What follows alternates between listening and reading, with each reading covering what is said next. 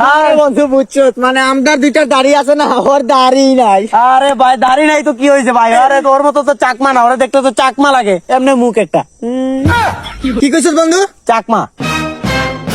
এটা কথা আরে আরে স্টোরিটা চেক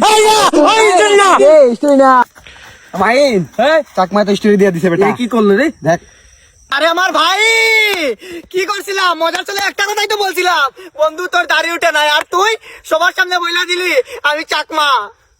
ও আমি চাকমা, আমি মারমা, আমি লুসাই, আমি বম, আমি স্কোয়ার, আমি সাঁওতাল বংশের। তোর কি সমস্যা?